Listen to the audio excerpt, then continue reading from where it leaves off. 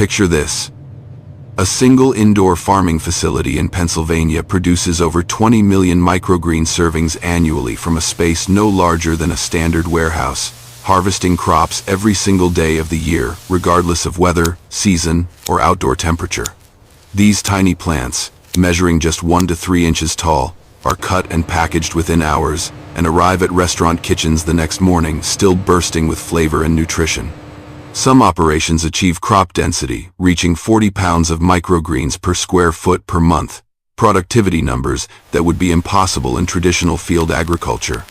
But how do farmers grow billions of these delicate plants indoors without soil or sunlight? What combination of agriculture, technology, and precision cultivation enables harvest cycles as short as 7 days from seed to table? And why has this young industry exploded from virtually nothing 2 decades ago to a market now worth over $1.5 billion globally? Welcome to AgriCraft, where we explore the real stories behind your food. All will be revealed in this video. The concept of microgreens emerged in the early 1980s in San Francisco, where innovative chefs began garnishing upscale dishes with tiny seedlings of vegetables and herbs, appreciating their intense flavors, vibrant colors, and delicate textures. These were not sprouts, which are germinated seeds eaten root and all, but rather young plants harvested after the first true leaves develop, cut just above the growing medium. The trend remained relatively obscure through the 1990s, confined primarily to fine dining establishments willing to pay premium prices for specialty garnishes. The explosion in popularity came in the 2000s, as research began documenting that these young plants contained nutrient concentrations far exceeding their mature counterparts. A study from the University of Maryland found that red cabbage microgreens contained 40 times more vitamin E and 6 times more vitamin C by weight than mature cabbage. This nutritional density combined with visual appeal and intense flavor transformed microgreens from chef curiosities into mainstream health foods, appearing in smoothies, salads, sandwiches, and as standalone snacks. Today, the United States leads global microgreen production with operations in every state, though concentration is highest in regions with strong restaurant markets and health-conscious populations. California, New York, Pennsylvania, Colorado, and Oregon host some of the largest facilities, with operations ranging from small farms growing a few hundred pounds weekly to industrial-scale facilities producing tens of thousands of pounds. The American microgreen market is valued at approximately $400 million annually and growing at roughly 15% per year. Europe follows closely behind with robust markets in the United Kingdom, Netherlands, and Germany, where organic and locally grown produce commands strong consumer loyalty. Asian markets are expanding rapidly, particularly in Singapore, Hong Kong, and Japan, where limited agricultural land makes vertical farming economically attractive and cultural appreciation for fresh, high-quality vegetables supports premium pricing. The journey begins with seed selection, a critical decision that determines everything from growth speed, to flavor profile, to visual appeal. Unlike conventional farming, where farmers plant seeds to grow full-size plants over months, microgreen farmers select varieties specifically for characteristics expressed at the seedling stage. Some seeds produce microgreens with mild, subtle flavors, while others deliver intense spiciness, bitterness, or sweetness. Common varieties include radish, which grows quickly and offers peppery punch; sunflower, prized for crunchy texture and nutty flavor; pea shoots, delivering sweet garden pea taste; basil, providing aromatic herb notes; and brassicas like broccoli, kale, and arugula, offering complex flavors from mild to intensely peppery. Each variety has different seed size, germination requirements, growth rates, and final yields, requiring farmers to develop expertise across dozens of crops. Seed quality is paramount because every seed matters. In traditional farming, germination rates of 80% might be acceptable because seeds are planted with spacing that accommodates some failures. In microgreen production, where seeds are sown densely, covering every inch of growing surface, poor germination creates gaps that reduce yields and affect visual uniformity. Professional microgreen farmers purchase seeds from specialized suppliers who provide high germination guarantees, often 95% or higher, along with testing certificates confirming purity and absence of pathogens. The seeds cost significantly more than field crop seeds when measured per pound, sometimes reaching $20 to $50 per pound for specialty varieties, but the investment is justified by the quick turnover and high value of the finished product. Environmental requirements for microgreen cultivation differ dramatically from traditional farming because the entire process happens indoors under complete environmental control. Purpose-built microgreen facilities are essentially giant growth chambers where temperature, humidity, light, and air circulation are engineered for optimal plant development. The facilities range from converted warehouses to specially constructed buildings with insulated walls, climate control systems, and specialized infrastructure. Temperature is typically maintained between 65 and 75 degrees, the sweet spot where most microgreens germinate quickly and grow vigorously without stretching or developing disease problems. Humidity control prevents both excessive dryness that slows growth and excessive moisture that promotes fungal diseases. Most operations target relative humidity between 40 and 60%, using dehumidifiers to remove excess moisture and misters, or humidifiers to add moisture when needed. The cultivation process begins with growing medium selection and preparation. While some microgreens can be grown hydroponically in water-based systems, most commercial operations use solid growing media that provide physical support for roots and retain moisture. Coconut coir, made from coconut husk fibers, is popular for its water retention, sustainability, and consistent quality. Peat moss offers excellent moisture holding capacity but raises environmental concerns due to habitat destruction from peat harvesting. Biodegradable hemp mats and jute fiber mats provide alternatives that can be composted after use, along with root systems. Some growers use soil-based mixes, though these are heavier, messier, and may introduce variability. The growing medium is spread in shallow trays, typically 10 inches by 20 inches and 1 to 2 inches deep, that stack efficiently on shelving systems. Seeding density is where art meets science. Too sparse and yields suffer from wasted growing space. Too dense and seedlings compete excessively, producing weak, stretched plants prone to disease. The optimal density varies by species based on seed size and mature plant architecture. Small seeds like arugula or mustard are broadcast at rates reaching 3 to 5 ounces per tray, creating nearly continuous green carpets when mature. Larger seeds like sunflower are sown at lower densities, perhaps 2 to 3 ounces per tray, allowing individual plants space to develop thick stems. Some farmers pre-soak large seeds like sunflower or pea for several hours before sowing to jumpstart germination.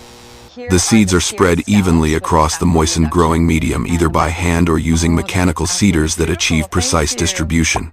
After seeding, the trays are usually covered or stacked to create darkness and maintain humidity during germination. This blackout period lasts 2 to 5 days depending on species and mimics natural conditions, where seeds underground remain dark until shoots break through soil surface. The darkness also promotes stem elongation that helps seedlings push through the growing medium. Temperature control during germination is critical, as seeds have specific temperature ranges for optimal germination speed and uniformity. Radish and brassicas prefer cooler temperatures around 60 to 65 degrees, while basil and other warm season crops need 70 to 75 degrees. Large operations use dedicated germination chambers where hundreds of trays incubate simultaneously under precisely controlled conditions. Once germination occurs and seedlings emerge with their cotyledon leaves, the trays are moved to growing areas where light becomes the dominant factor. This is where agriculture technology truly shines. Modern microgreen facilities use LED grow lights engineered specifically for plant cultivation. These lights emit wavelengths that plants use most efficiently for photosynthesis, primarily blue light for vegetative growth and red light for overall development, while producing minimal heat and using far less electricity than older high-intensity discharge lamps. The lights are mounted on shelving systems above the trays, positioned just inches from the plants, and often adjustable as the crop grows. Multi-tier racking systems maximize space utilization, with operations commonly using 4 to 8 vertical growing levels, effectively multiplying the productive capacity of floor space by that factor. Light intensity, spectrum, and duration are programmed based on crop requirements. Most microgreens receive 14 to 18 hours of light daily, a photoperiod promoting rapid vegetative growth without triggering flowering. Light intensity varies from moderate levels for lettuce and herbs that can suffer from too much light to high intensity for sun-loving plants like basil or amaranth. The spectrum can be adjusted throughout the growth cycle, with some growers using blue-dominant light initially to promote compact growth and adding more red light later to enhance biomass accumulation. Advanced operations use computerized lighting controllers that manage hundreds of light fixtures individually, creating customized light recipes for different crops and adjusting automatically based on schedules programmed into the system. Watering requires careful management because microgreens are vulnerable to both drought, stress, and overwatering. The shallow root systems mean the plants cannot access moisture deep in growing media like mature crops, so the surface must remain consistently moist. However, excessive moisture on leaves and stems creates perfect conditions for damaging fungal diseases. Most growers use bottom watering systems where water is added to trays from below, allowing capillary action to draw moisture up through the growing medium to roots while keeping foliage dry. Automated watering systems use flood tables or ebb and flow benches where shallow reservoirs fill with water or nutrient solution on timed cycles, flooding the bottom of trays briefly before draining. The frequency of watering varies with environmental conditions, growing medium characteristics, and crop age, but might range from once daily to twice daily. Nutrition for microgreens is simpler than for mature crops because the seeds contain stored energy and nutrients that fuel initial growth. Many growers use no fertilizer at all, relying entirely on seed reserves, particularly for fast-growing varieties harvested at 7 to 10 days. For longer duration crops like pea shoots that grow for 2 to 3 weeks, light fertilization with balanced liquid fertilizer may enhance growth and color. The fertilizer is typically added to irrigation water at low concentrations, perhaps 1/4 to 1/2 the strength used for mature plants. Organic operations use approved organic fertilizers such as fish emulsion or seaweed extract. Air circulation throughout growing areas prevents stagnant, humid conditions that promote disease. Oscillating fans create gentle air movement, strengthening plant stems through a process where mechanical stress triggers plants to grow stockier and more robust.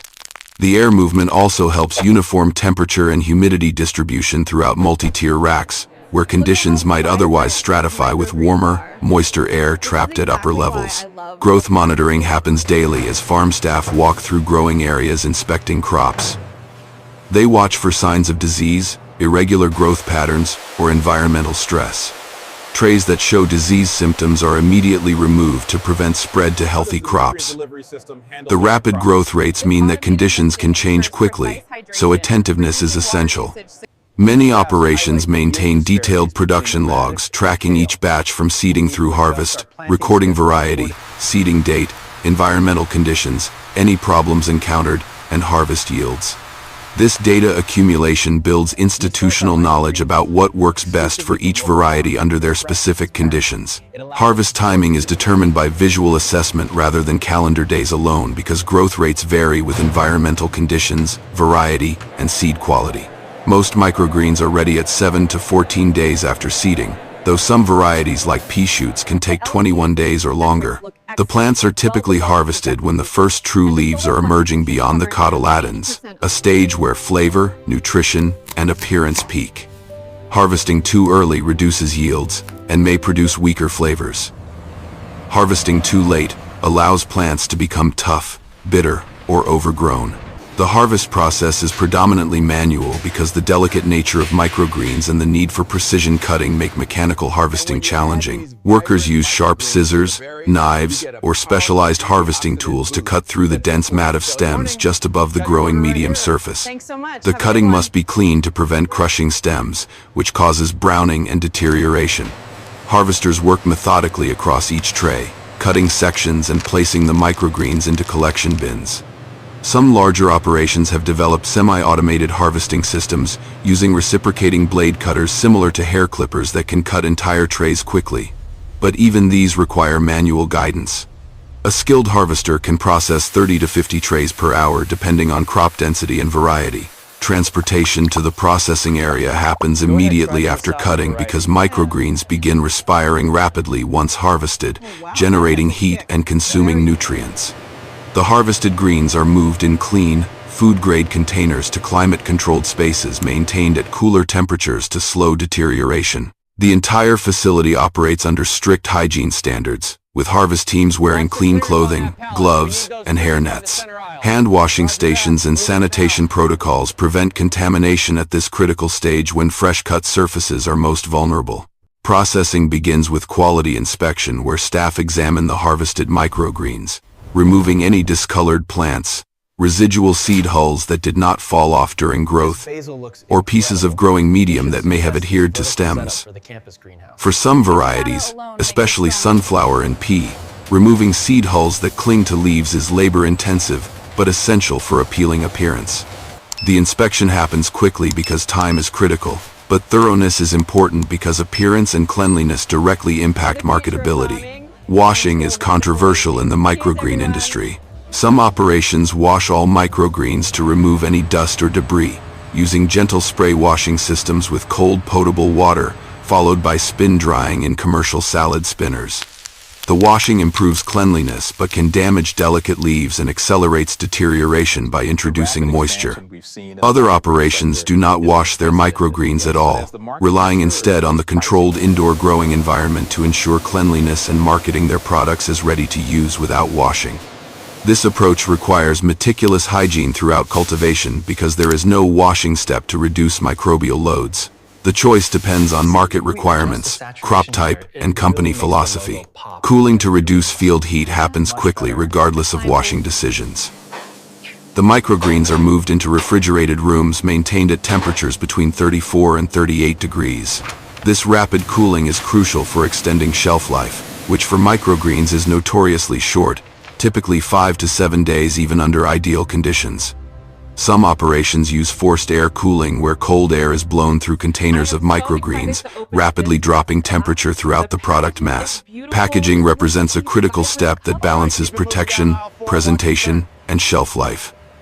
Microgreens are packaged in clear plastic clamshells, sealed bags, or trays covered with perforated film. The packaging must allow some gas exchange because the living plants continue respiring, consuming oxygen, and producing carbon dioxide and ethylene. Completely sealed packaging would create anaerobic conditions promoting decay. However, excessive air exchange allows moisture loss, causing wilting. Modified atmosphere packaging uses films engineered to allow specific gas transmission rates, optimizing the internal atmosphere. Some high-end products use active packaging with humidity control sachets or ethylene absorbers that actively manage the package environment. Automated packaging systems in large facilities include conveyor belts, moving clamshells or trays through filling stations where precise weights of microgreens are placed, then through lidding machines that apply and seal covers, and finally through labeling systems that print and apply labels with product information, lot codes, and expiration dates. Smaller operations handle packaging manually but still use scales to ensure consistent portions, label printers for professional appearance, and systematic processes to maintain food safety. Labeling must meet regulatory requirements including product name, net weight, grower or packer information, and increasingly detailed information about growing methods such as organic certification, non-GMO status, or specific varieties included in mixes. Many brands emphasize local production and the number of days or hours from harvest to delivery as selling points. QR codes on labels link to websites with recipes, nutritional information, and farm stories that connect consumers to the product origin. Storage before distribution happens in walk-in coolers maintained at optimal temperatures with controlled humidity. Even brief temperature fluctuations during storage can dramatically shorten shelf life, so monitoring systems track conditions continuously. Inventory management follows strict first-in, first-out protocols to ensure the oldest product ships first and nothing exceeds its shelf life. Distribution for microgreens operates on compressed timelines unimaginable in traditional agriculture. Most product is harvested, packaged, and shipped within 24 hours, arriving at customers within another 24 to 48 hours. This speed is possible only because of geographic proximity between production facilities and markets. Microgreen farms are typically located within one-day drive of their customers, often in or near major metropolitan areas.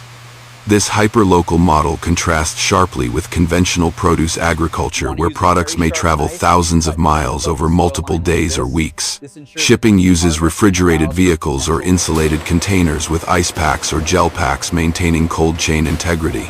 For very local delivery, many farms use their own vehicles, making daily or twice-weekly deliveries directly to restaurant kitchens or retail stores. This direct distribution eliminates wholesaler markups and ensures maximum freshness, but requires farmers to manage logistics, customer relationships, and collections. Larger operations may work with distributors specializing in locally grown produce, who consolidate microgreens with other local products for efficient multi-drop delivery routes. The customer base for microgreens divides into several segments. Fine dining restaurants were the original customers and remain important, using microgreens as garnishes that add visual flair and flavor complexity to plated dishes. A single upscale tasting menu might feature 6 different microgreen varieties across multiple courses. Casual dining chains have increasingly adopted microgreens for salads, sandwiches, and bowls, where health halos and fresh flavors align with consumer preferences. Grocery stores stock packaged microgreens in produce sections, with organic and specialty stores generally showing stronger sales than conventional supermarkets. Direct-to-consumer sales through farmers markets, subscription boxes, and online ordering serve home cooks and health enthusiasts willing to pay premium prices for ultra-fresh, nutrient-dense greens. Pricing reflects the labor-intensive production process and perishable nature. Wholesale prices typically range from $20 to $40 per pound, depending on variety, volume, and market, while retail prices can reach $50 to $80 per pound or $3 to $8 for a small clamshell containing 1 to 2 ounces. These prices far exceed conventional vegetables, but are justified by the nutritional concentration, culinary versatility, and labor inputs. Successful microgreen businesses carefully manage costs while emphasizing quality and service to justify premium pricing. Byproducts from microgreen cultivation are primarily the spent growing medium and root mats remaining after harvest. These materials contain organic matter and residual nutrients, making them valuable for composting. Many farms compost their production waste, eventually returning it to soil or using it in other growing applications. Some farms with livestock or connections to farms give spent growing media to animals as bedding. The sustainability of cycling these materials back into productive use aligns with environmental values important to many microgreen customers. Culinary applications continue expanding as chefs and home cooks discover the versatility of microgreens. They serve as garnishes, adding height, color, and texture to plates. They elevate salads with intense flavors that complement milder lettuces. They top soups, providing contrasting texture and fresh brightness. They enhance sandwiches and wraps with layers of flavor. They blend into smoothies for nutritional boosts. Some varieties, like pea shoots, are substantial enough to be sautéed as cooked vegetables. The flavors range from mild and sweet to intensely spicy or bitter, allowing cooks to pair varieties with dishes thoughtfully. Nutritional value is a major selling point. The concentrated nutrients in microgreens compared to mature vegetables mean that small portions provide significant vitamins, minerals, and phytonutrients. The vitamin C, vitamin E, vitamin K, and carotenoids including beta-carotene and lutein measured in microgreens often exceed levels in mature counterparts by multiples. The phytonutrients with antioxidant and anti-inflammatory properties are similarly concentrated. While serving sizes are small, typically measured in ounces rather than cups like mature greens, the nutritional density per ounce is remarkable. Health-conscious consumers view microgreens as functional foods, providing measurable health benefits beyond basic nutrition. Environmental impact of microgreen production offers both advantages and challenges. Indoor cultivation eliminates pesticide use because the controlled environment prevents pest infestations. Water use is minimal compared to field crops because the closed systems recycle water and the short growing cycles limit cumulative consumption. Land use efficiency is extraordinary, with vertical farming producing 50 to 100 times the yield per square foot of conventional field agriculture. Production near urban markets reduces food miles and associated carbon emissions from transportation. However, the energy requirements for lighting, climate control, and refrigeration are substantial. The electricity to power LED lights and HVAC systems represents the largest operating cost for most microgreen farms and creates a carbon footprint that varies depending on regional electricity sources. Farms powered by renewable energy can claim significantly lower environmental impacts than those using fossil fuel-derived electricity. Sustainability considerations are driving innovation in the sector. Solar panel installations on facility roofs generate renewable electricity. Heat recovery systems capture waste heat from dehumidifiers and lights, redirecting it for space heating or water heating.